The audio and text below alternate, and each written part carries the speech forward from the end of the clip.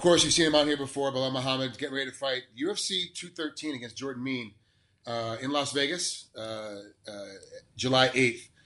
Big fight. This is an actually super excited fight. This is part one of a two-parter.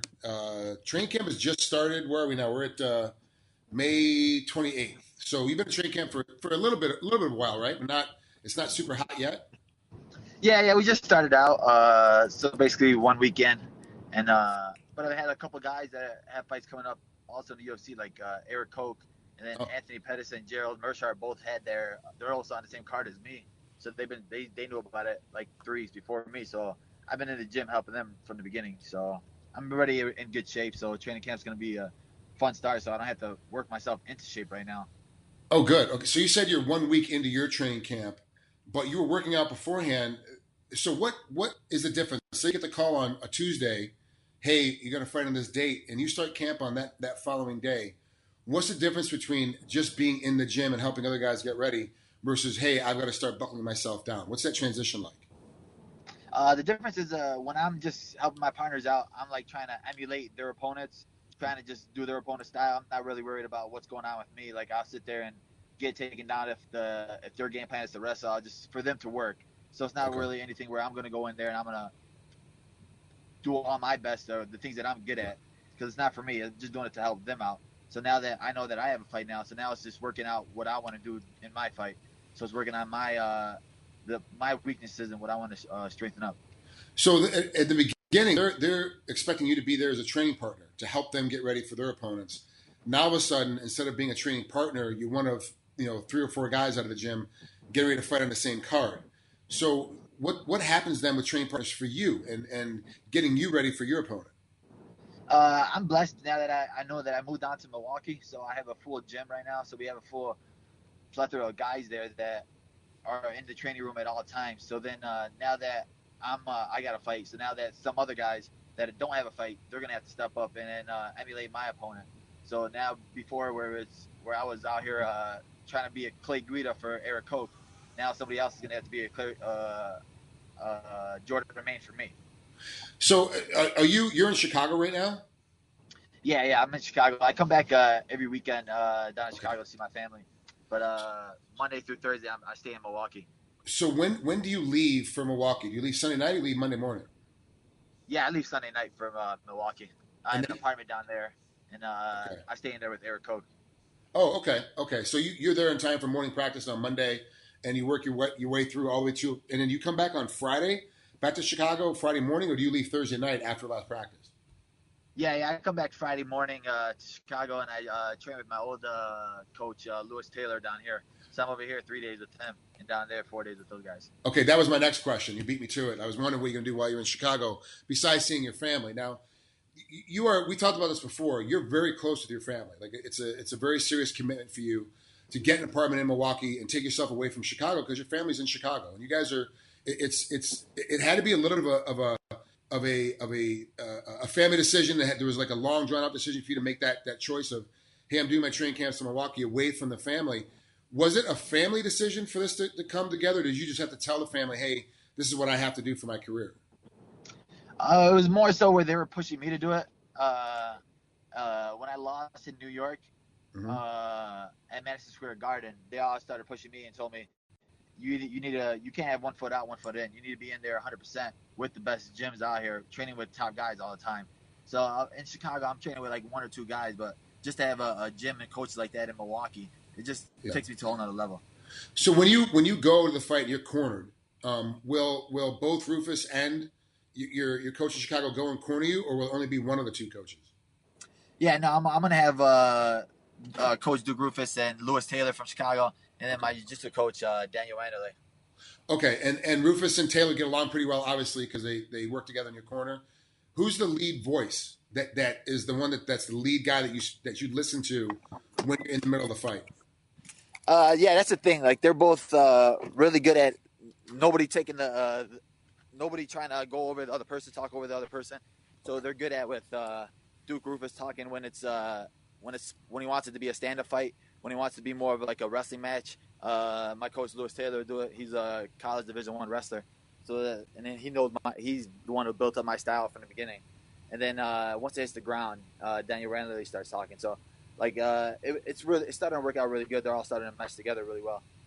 So obviously we saw that you were driving someplace. I'm assuming you're at your old home or your brother's house. Or so what's a Sunday like for you in training camp? You are in training camp right now, but it's early. So what's a Sunday like for you? What are you going to do today with the family? Actually, I just finished rolling right now. I was just Okay. we did some rolls right now, and then I was gonna hit pads at 6 o'clock, and then hit probably like a jog or strength conditioning at night, probably like around 8 or 9. So I'm also fasting right now too for the month of Ramadan.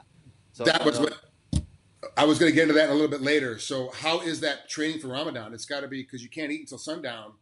But you said you're working out at 6:30, so right when you get done, you'll be able to go eat then, right? Right after your mid session.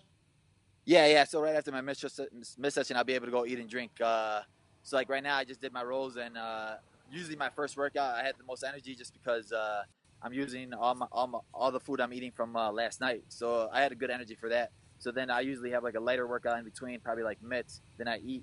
Then I go back to like a hard strength conditioning program at night. Okay, and that's your, and then that way you can replenish right after because the sun will be down. You'll be able to go. Now, so what's the date this year on Ramadan? When does it end? It just started yesterday, so then it'll be ending on June 27th. Okay, so really just a week before the fight. Yeah, it worked out perfectly this time. Last year when I fought Joe Ban, it was like it ended like the day before that fight. So this one it ends a week before, so I'll be able to get my weight cut right and just be a lot more fresher when the fight comes around. Now, forgive me for my ignorance, but are you allowed to drink water or no drinks, nothing allowed to pass your lips until sundown? Yeah, it's nothing. You can't drink, Okay. eat, or do anything until sundown. Okay, so it's nothing at all. I wasn't sure if water was the one exception, but so if we wrestled over in Iran quite a bit, and obviously Turkey and a lot of the Eastern European cultures, a lot of Muslims that are on their wrestling teams, and they obviously have to observe Ramadan as well. They don't get passes either. Like it's the same thing for that. Even if there's a middle of a tournament, if you have to fight in the middle of Ramadan, you just have to accept the fact that you can't eat until you make weight. You got to wait till the sun goes down. You're able to eat that whole night. And then the whole next day, you can't eat until the sun goes back down again, which is just before your fight starts. Yeah. Like I mean, I've seen a lot of if you ever watched Hard Knocks, there's a lot of NFL players that are also Muslim, and then they're doing 2 days in the morning in that heat, and they have to go through the same thing where they're not taking any time off. So just seeing that there's other athletes doing it, you learn from them. You learn what they're doing at night, what kind of replenishments they're having at night, and what kind of fuel they're putting into their body to help them recover for the next day for a training. It's really, you're doing a long fasting period, which if you look at guys like Terry Crews and The Rock and Randy Couture does it still, where they do a 16-hour fast, where they only eat between 2 p.m. and 10 p.m. That's the time that they eat their food. That's the time they're just fasting. And it's like doing the exact same thing because you only get around 7:30, 8 o'clock at night because that's when the sun finally goes down. Yeah, exactly. So we're eating around 8:15 today. So Okay. that's basically the same thing as they are. Yeah, like I've also looked it up where there's like there've been a lot of studies where there's health benefits to the longer fasting periods like that. And that's one of the things I was going to ask you. Have you done any studies on that? But obviously you have. There is a new swell coming out where it's like you really need to eat. Breakfast is the biggest meal of the day. You should have have this huge breakfast. But the reality of it is that we're not farmers, we're not hunters and gatherers anymore. We get up and go to an office, or in case you get up and go punch some guys in the head. Then you come home, you take a nap, you get up, you do it again, and then you get to eat the whole night. So it kind of it's not as it sounds when you're ignorant, don't understand, or don't understand what's going on. It sounds like it's really tough, but you seem to make it sound like it's pretty easy to do. You just have to schedule things and kind of plan, which fighters do anyway, what their meals are going to be.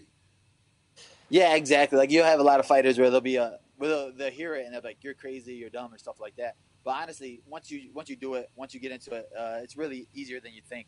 And then your body always adjusts. Like same thing where when you're cutting weight and stuff like that, your stomach shrinks and it adjusts.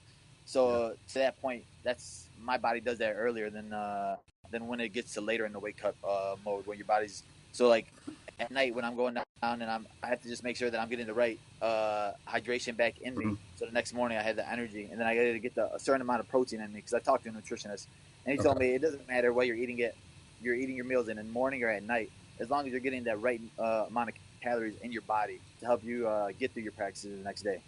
So your nutrition is actually saying, because there's that whole window of I just got done working out. You've got to eat within 90 minutes to replenish everything. But you have a morning workout where you can't eat again for 12 more hours. Sometimes, 10 more hours. Then you have another workout before you can replenish. And your nutrition is saying, as long as you're getting the calories in and the right hydration in every 24 hours, you're going to be okay. Yeah, he's talking to me that way. We worked the plan out where it would be safer for me to do it. And yeah, he's like where most people say, oh, you can't eat at night, you can't eat right before you go to bed. But your body needs that. As long as you're getting the right calories in and the right putting your stuff in your body the right way, then you're gonna be healthy no matter what.